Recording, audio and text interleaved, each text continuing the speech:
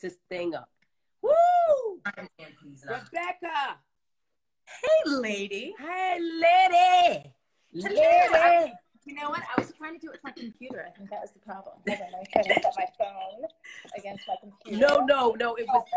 It was my issue. I hadn't pulled the whole thing up. How are you? I'm doing really well. How are you? I'm lovely. Thank you for being flexible. Instagram's supposed to be fixing what's going on with the Hillary Clinton thing, but in the meantime, we get a chance to talk to you and also archive this for ourselves. Please tell everybody who you are and what you do at Google. I will, but first, I just want to tell you, I've been watching you all day and out of the day, and you are just a gift.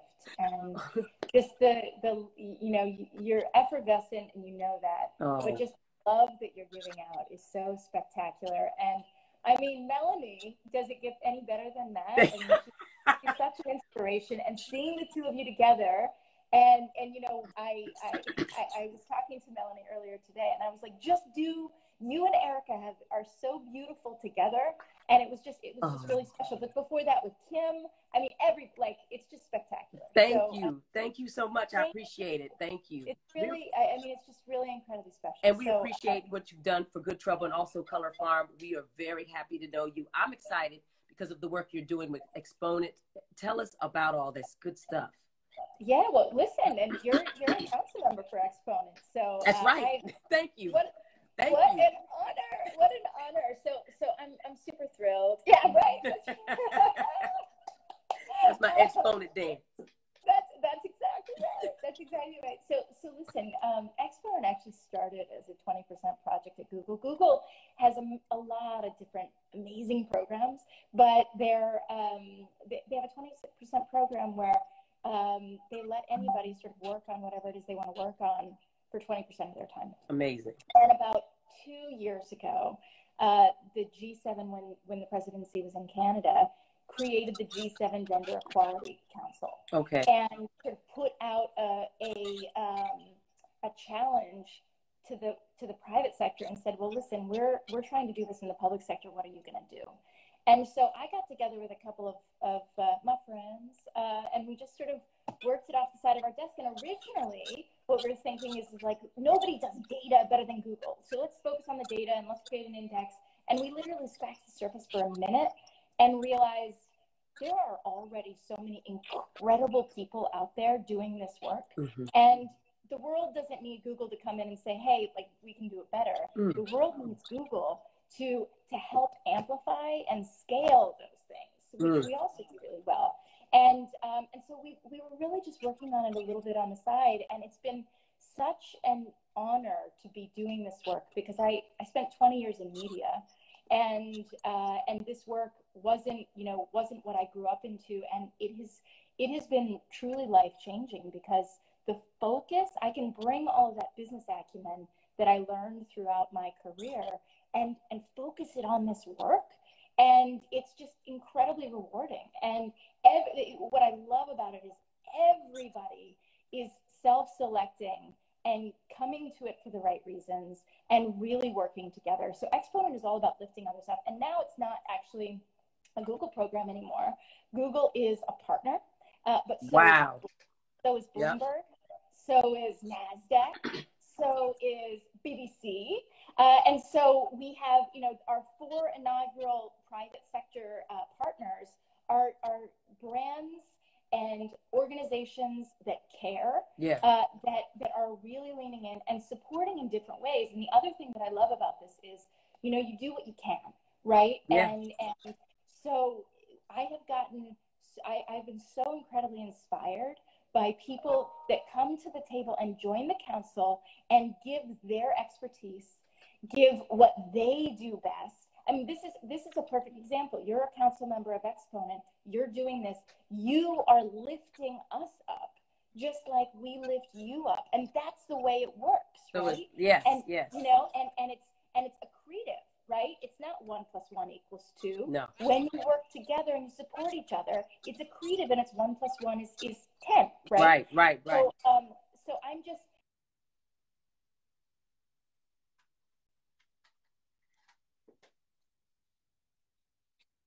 outside of Google, and now it's a 501c3 outside of Google. It's launched. You can go to exponent.org. I was on Bloomberg TV earlier today talking about it, and they were really excited about it. So just a ton more to come. And it's just, again, I'm just so honored to be able to do this work. And I'm really humbled to be surrounded by greatness like you, literally. Oh, please. On my hashtag, yes.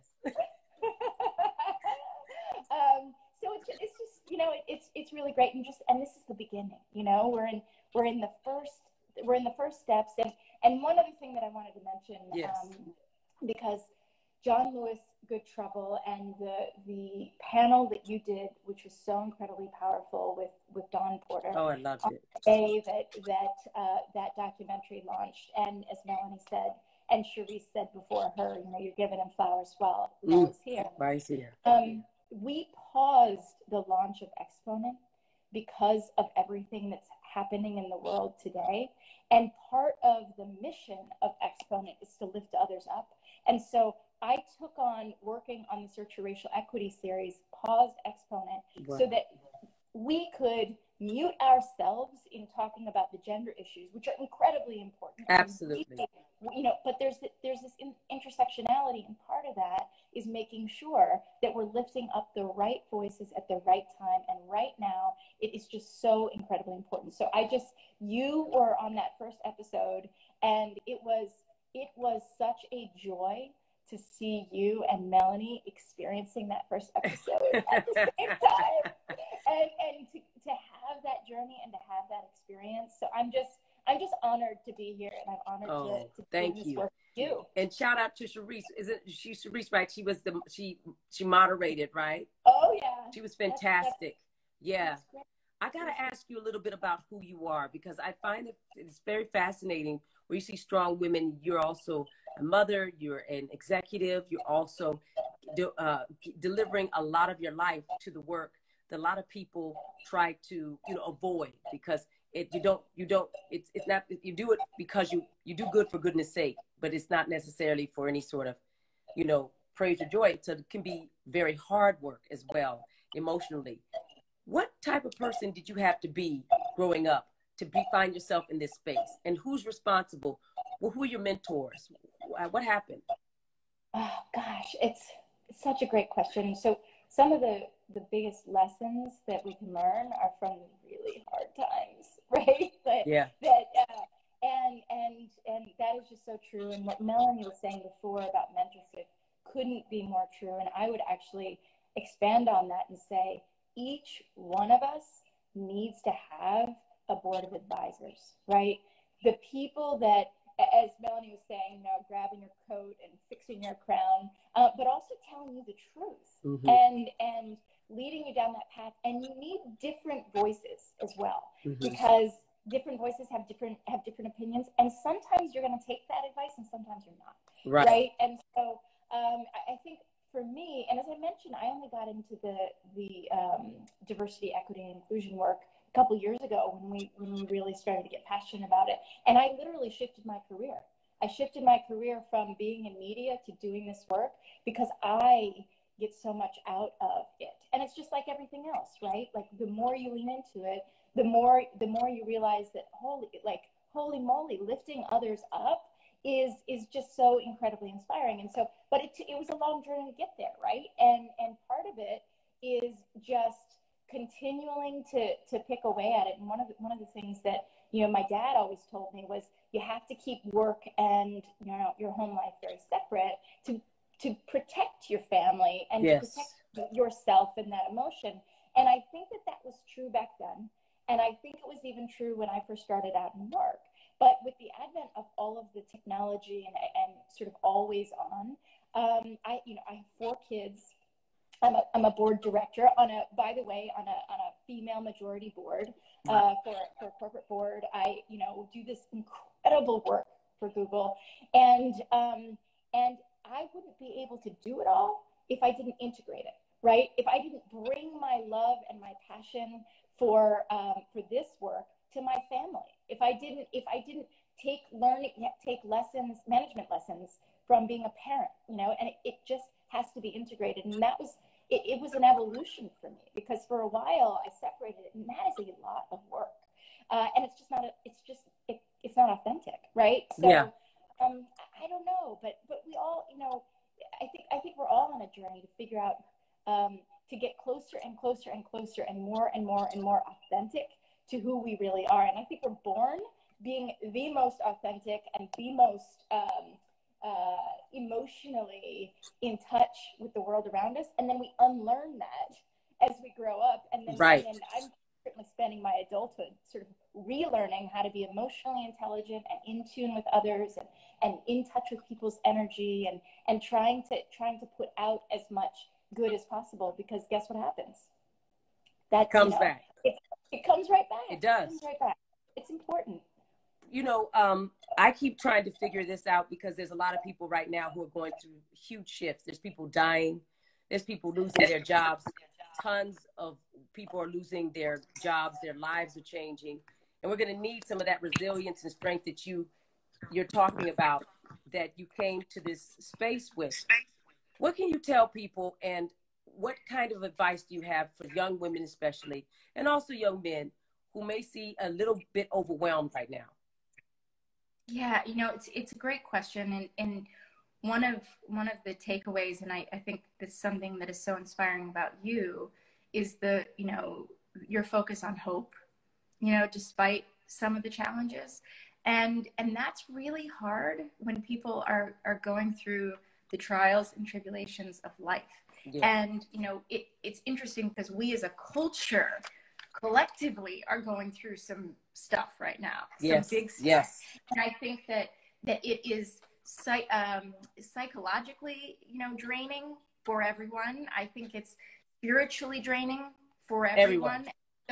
So, you know, your question, I think, is about this time, but really, if we fast forward and we sort of get out of this global pandemic and everything that's going on, there are different people at different stages of their life going through real trauma. Yeah. And we just have to understand that about one another and recognize that. And the other thing about trauma, so it's different seasons of your life, and you have to understand and do everything that you can do to get help from your family and your friends and everything else. To just, some days it's like, I gotta get up and I gotta shower. Like that's right. Just keep it moving. And that's all you have to do. That's enough. And that's good. But I think it's also really important for all of us to remember that everyone has a different trauma response and a different timeline for that trauma response. And so some people might take in the trauma, ingest it, hold on to it, and then it might come out, you know, 10 days later with no context with someone else. And we're all sort of walking around incredibly wounded, and especially right now, especially during this time. So, and there's just no, it's so difficult to do anything other than just lead with empathy and lean in and be kind to one another, because everyone, it seems right now in this moment, is going through some level of trauma in some way. And it just, we just have to come together. That's the only way I know how to do it. Well, thank you, Rebecca, for coming together with us and for us today. I want to tell everybody about the program that Rebecca and I, Color Farm, has partnered with Google to help with the Google News Initiative. And you should go to colorfarmmedia.com. There's a special event on Tuesday, August 11th. Y'all come on it. Erin Haynes and Tiffany Cross is going to be there. They're going to talk to entrepreneurs and founders of news. They got this program going on. It's a fabulous 8-week program to found your news. That's right. Newsroom. And please go and visit Exponent. Boot camp. Yes. And go to where? Exponent.org. Exponent.org. Exponent.org. Go and Erika, go and check the picture out. Yeah. Go check the picture. No, I definitely will. Thank you for coming with. Real quick, a song. We need a song. One song. Otis Redding, Try a Little Tenderness. Got it. I love you. All right. Take care. Thank you for being for all of us. Okay. Thank you. Bye-bye. All right. Bye.